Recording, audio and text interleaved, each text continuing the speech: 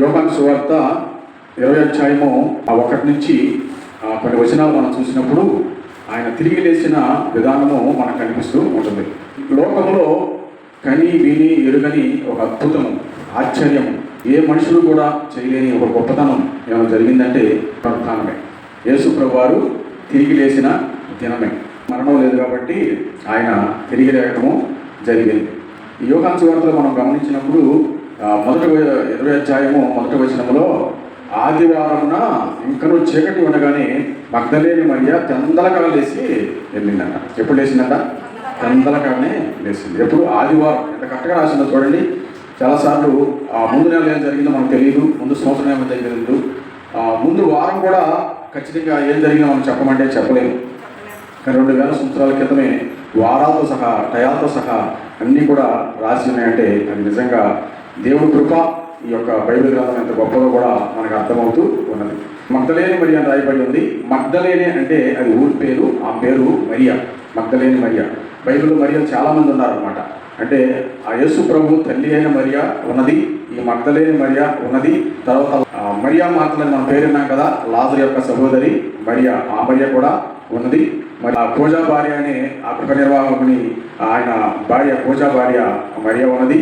ఇలా చాలామంది మరియలు ఉన్నారు. ఇంకా సువార్త రాసిన వాళ్ళ అమ్మగారు మరియా ఉన్నది. ఇట్లా మరియలు చాలామంది కనిపిస్తూ ఉన్నారు.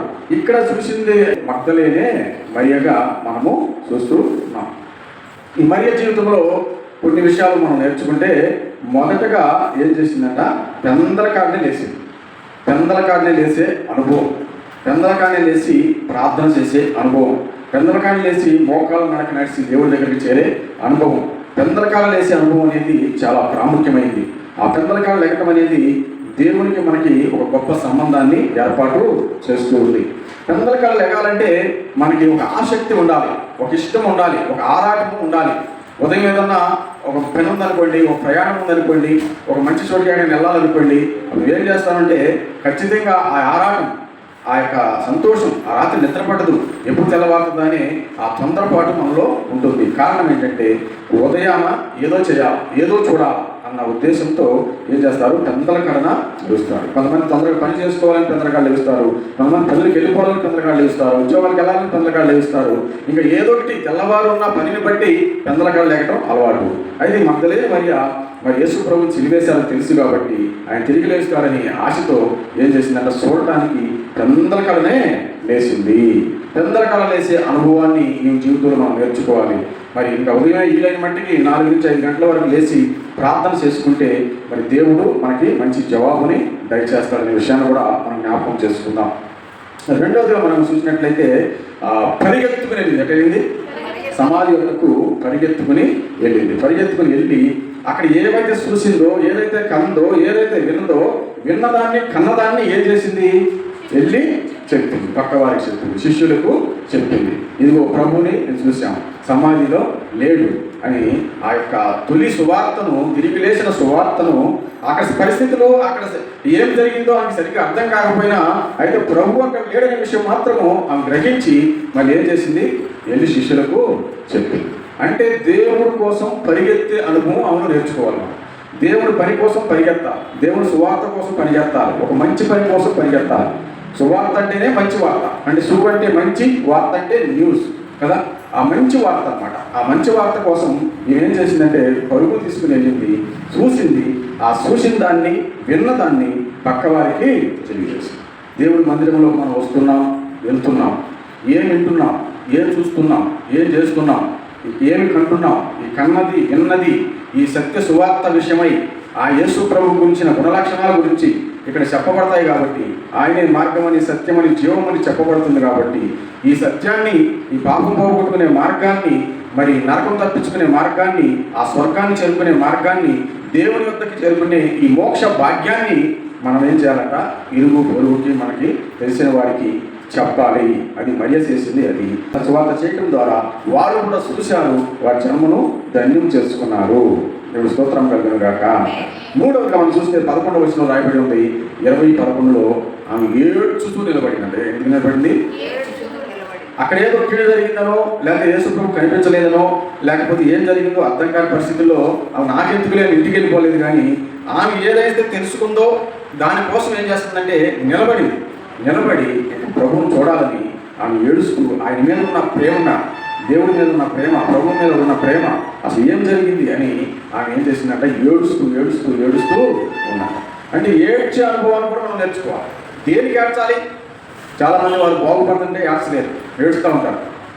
కొంతమంది వాళ్ళు బాగుపడుతుంటే ఏడుస్తారు, వాళ్ళు పైకి వస్తుంటే ఏడుస్తారు, వాళ్ళ బిడ్డలు బాగా చదువుకుంటున్నారంటే ఏడుస్తారు, వాళ్ళ పంటలు బాగా పండి అంటే ఏడుస్తారు, వాళ్ళ వ్యాపారం చదువుతుందంటే ఏడుస్తారు, లేకపోతే వాళ్ళకంటే వీళ్ళు బాగున్నారు, వీళ్ళు కంటే వాళ్ళు బాగుంటారని ఏడుస్తూ ఉంటారు. నేను చెబుతుంటానే కదా, మన బోర్డులో నీళ్ళు పడిపోయినా పర్వాలేదు కానీ ఈ బోర్డులో నీళ్ళు పడకూడదు అనే భావంతో మనుషులు ఏడుస్తారు.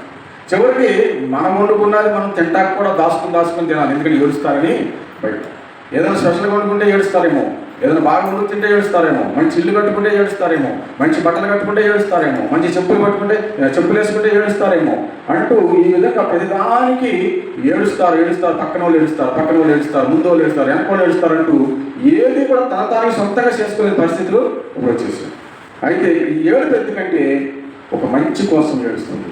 ప్రభువును చూడాలా, ప్రభువుని కలవాలా, ప్రభువుని నేను దర్శించాలా అని ఏడుస్తూ ఉంది. ఈ ద్వారా మనం ఏం నేర్చుకోవాలంటే, మరి దేవుని యొక్క సువార్త కోసం పెందలకాడ లేకటం, దేవుని యొక్క పని కోసం ఆమె పరిగెత్తడం, తర్వాత ఏడ్చి ప్రార్థన చేసే అనుభవం కదా. అందుకే అమ్మలారా, నా కోసం ఏడవకండి, మీ కోసం, మీ పిల్లల కోసం ఏడవండి. ప్రభు చనిపోయాడని మనం ఏడవలసిన పని లేదు, ఎందుకంటే ఆయన మరణిస్తేనే మనకు రక్షణ వస్తుంది, మరణించకపోతే రక్షణ లేదు. ఆయన జననం, మరణం, పునరుద్ధానం జరగకపోతే ఈనాడు మనకు రక్షణ అనేది ఉండేది కాదు. అలా జరిగింది కాబట్టి మన వాళ్ళకి రక్షణ కలిగింది. అయితే ఏడవలసింది ఆయన కోసం కాదు, కానీ మరి ఆయన ఎవరినైతే రక్షించాలని చెప్పి ఆయన శిలువలో త్యాగమై ఎంత భయంకరమైన శ్రమ అనిపించాడో, మరి ఆ మనుషులు అనగా మనము, మన కుటుంబాలు, మన పిల్లలు, ఇరుగు పొరుగు, దేశము రక్షింపబడాలని కన్నీటి ప్రార్థన చేయాలి, ఏడ్చాలి. మీకోసం అంటే మీ రక్షణ కోసం, మీ స్థితిగతుల కోసం, మీరు నరకం తప్పించుకోవడం కోసం ఏడ్చి ప్రార్థన చేయండి. మీ పిల్లల కోసం, మీ పిల్లల రక్షణ కోసం ప్రార్థన చేయండి. ఎక్కడెక్కడో తిరుగుతూ ఉన్నారు, చిన్న వయసులోనే వాళ్ళ జీవితం ఏంటో అర్థం కాని స్థితిలో అయిపోతున్నారు. చిన్న వయసులోనే చెడు వ్యసనాలకు అలవాటు అయిపోయారు. చిన్న వయసులోనే తాగుతున్నారు, చెడు పేకలాడుతున్నారు. చిన్న వయసులోనే ఏదేదో కొట్లాడికెళ్తున్నారు. చిన్న వయసులోనే నిజాన్ని తెలుసుకోలేకపోతున్నారు. చిన్న వయసులోనే తల్లిదండ్రులకు ఎదురు తిరుగుతున్నారు. చిన్న వయసులోనే చదువు మానేసేసి అనవసరమైన వాటికి వెళ్ళి మరి జీవితాలు అధోగతి పాలు చేసుకుంటున్నారు. వారు దేవుడి అంటే తెలియని స్థితిలో ఉన్నారు. కాబట్టి మీ పిల్లల కోసం ఏడ్చి ప్రార్థన చేయండి, ఏడ్చండి, రక్షణ కోసం ఏడ్చండి, వాళ్ళ మేలు కోసం ఏడ్చండి, వాళ్ళు గుణపడాలని ఏడ్చండి. వారి కోసం ఏడ్చి ప్రార్థన చేసి దేవుని పరిచయం చేసి దేవుని యొద్దకు తీసుకురండి అనే విషయాన్ని మనం ఈ మర్యాద ద్వారా మనం నేర్చుకుంటూ ఉన్నాం. ప్రభువుని చూసింది, ఆయన తోటమాల అనుకుంది, మన ప్రభువుని స్వయంగా చూసి మరి ఆమె ఎంతో ధన్యురాలైందిగా మనం చూసాం.